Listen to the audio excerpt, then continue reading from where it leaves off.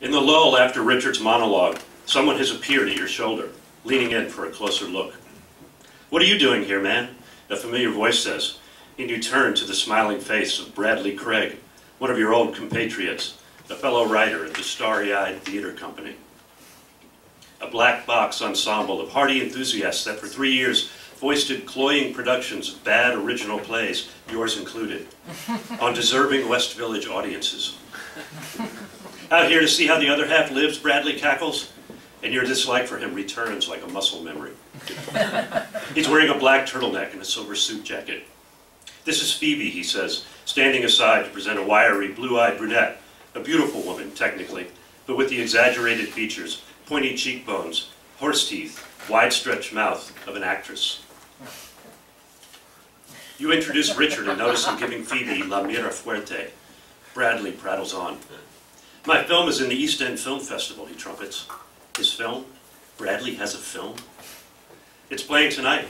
I'm on a panel Sunday with Gretchen Mol and Spike Lee." You think of Bradley's oeuvre at the SET, a series of 2-character plays cranked out like cookie dough, one after another, invariably featuring a man and woman in some non-germane setting, a kitchen, a beach, a park bench, talking in mind-numbing generalities about the state of their relationship. "How can I tell you what I'm feeling when I don't know what I'm feeling?" and so on. "What are you doing these days?" he asks.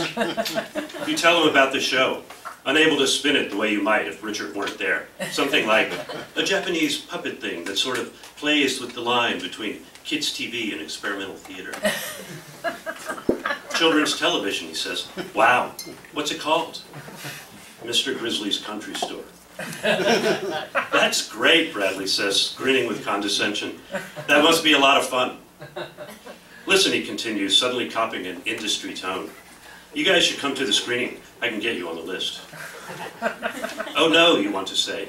That would be impossible, but Richard is all for it, lit up by the presence of the lady. "All right, cool," Bradley says with a nod, and squires Phoebe out, his hand at the small of her back. The silver foxes at the bar watch them go. Bradley's screening is in a state-of-the-art theater at a local university. The grounds and nearby buildings have also been taken over by the festival, with valet parking and tasteful banners announcing the event. In the lobby, eager, attractive young women welcome attendees with great ceremony, handing over programs as if bestowing diplomas.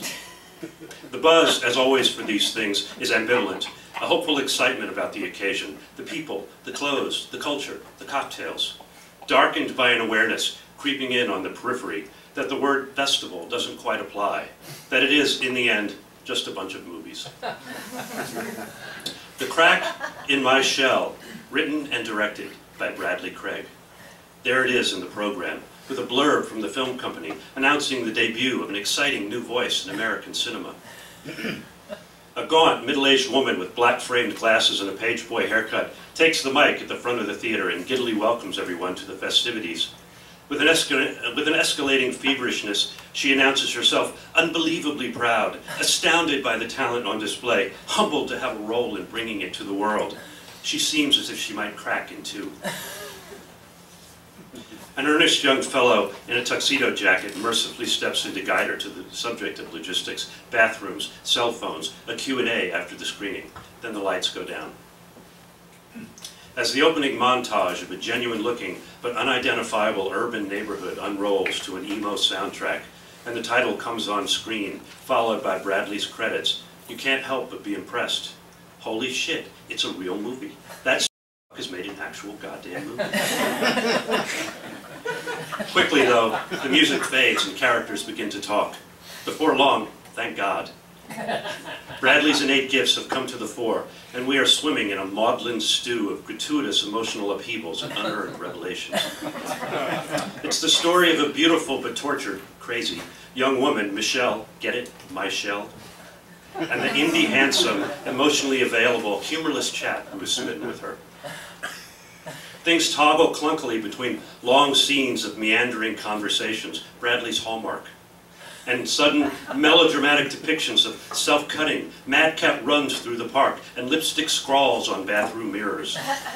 In the transition from stage to screen, Bradley has added some tricks to his repertoire. When the lights come up, you dash to the lobby, only to discover that the open bar has closed. The out-of-work actor packing away the bottles seems to enjoy your predicament. "Sorry, dude," he says, smiling. Back in the theater, Bradley is up on stage with the gaunt mistress of ceremonies, the two of them settling in club chairs as a festival girl pins them with microphones. "First of all," the MC begins, "I want to say congratulations on a terrific, terrific film. You've really carved out an individual style. Stunning visually, I have to say, and the characterizations are so fresh." Thank you," Bradley says graciously. "That is wonderful to hear." He's been working on this. "You know, I tried to do something a little different, something that people haven't seen before. People recovering from blindness, maybe." The MC glances at her notes. "The tempo, too. It's always in flux, catching us off guard, yet you never feel the auteur is not in control." "Well, that's..." Bradley fakes being at a loss for words. "You're very kind, and I hope people will watch the movie as closely as you have, because I think it rewards that kind of attention." "Oh, it does," she affirms. "Jesus, would it be impolite to scream? Maybe there's a bar within walking distance. It's a college, right? There has to be a bar around here." On the interview goes in much the same vein, for 30 minutes or more. Then it's opened up to questions from the audience. A wide-eyed woman with Shirley Temple curls waves heartily and is handed a mic by an usher. "I am just so amazed at the portrayal of Michelle. It's amazing to see a female character that is so real and written by a man." "Thank you," Bradley says, nodding beneficently. "Thank you," she bubbles.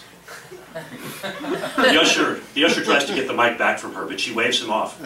"And also, the way you got into the mind of someone struggling with mental illness, because that's something a lot of people don't understand, because they don't want to understand.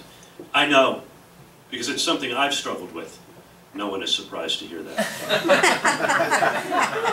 Bradley thanks her again, and the usher wrests the microphone away. More questions follow from the crowd, self-consciously thoughtful inquiries couched in film speak, all in line with the fawning tone set by the MC. The effect is surreal, as if everyone else had been watching a different movie. What's truly agonizing, however, is that deep down you're thinking it should be you up on stage, leaning back in a club chair and tossing out inanities to crazy curled ladies and solicitous film bugs. You could do that. You know you could. Maybe you ought to think about a film script. What about that? Maybe you should keep in touch with Bradley. He must know people you could show something to. You guys have a history, after all. When the Q&A is done, you hover in the vicinity of well-wishers surrounding Bradley at the foot of the stage, trying without success to get his contact info. Richard, meanwhile, talks animatedly to Phoebe, giving her all of his producer wattage. She receives his attention with an inscrutable smile. Then it's time to go. Bradley and Phoebe swept out with the circle of well-wishers as you call after him, "Great film, man! We should get together in New York." Oh, the indignity. Bradley grins madly, waves, and is gone. Thank you. Bravo.